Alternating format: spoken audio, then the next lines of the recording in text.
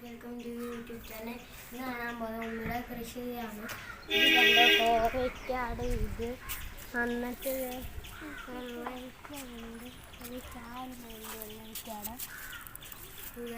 വെള്ളരിക്കാട് ഒരു കാ പിന്നെ ഇതിലൊന്നും ഇല്ല. ഇത് കണ്ടോ, തണ്ണിമത്തങ്ങ.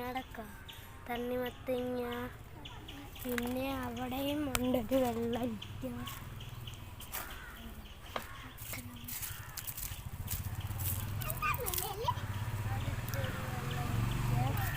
ഇതാണ് അടുത്ത വെള്ളരിക്ക.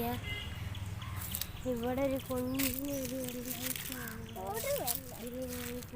വെള്ളരിക്കായും ഉണ്ട്. അവിടെയും ഉമ്മയുടെ കോവയ്ക്ക കൃഷിയുണ്ട്. ഇതെങ്ങനെയാണ് കൃഷി? നമ്മൾ വീട്ടിൽ തന്നെ പൈസ മുടക്കാതെ വളം ഉണ്ടാക്കിയതാണ്, നാച്ചുറലായിട്ട്.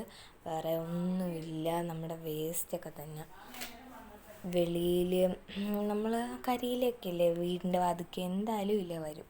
അപ്പോൾ ആ ഇലയൊക്കെ ചാക്കിലാക്കി അത് കുറേ നാളാകുമ്പോൾ പൊടിഞ്ഞ് അവിടെ അതൊരു വളമാവും.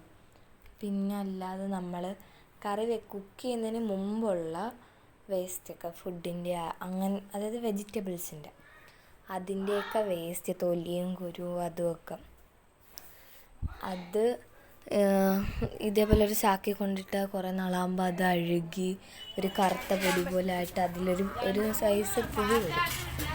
ആ പുഴു നല്ലതാണ്. അപ്പോൾ അത് വരുമ്പോൾ നമ്മൾ അത് ചെടികൾക്കൊക്കെ വളമായിട്ട് ഇട്ട് കൊടുക്കണം. പിന്നെ അത് മൽബറിയുടെ ഇലയാണ്. മനസ്സിന് മീനുണ്ട് ഗപ്പിട്ടാങ്ക, അതിൻ്റെ അകത്ത് അവൻ ഫുഡ് കൊടുക്കുവാണ്.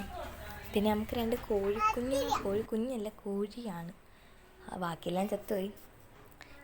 കണ്ടില്ലേ, നമ്മൾ ഇതാണ് മണ്ടയ്ക്കൊക്കെ ഇട്ടത്. അങ്ങനെയാണ് അത് തന്നെ കളിച്ചത്. നമ്മൾ വിത്തൊന്നും ഇട്ടില്ല.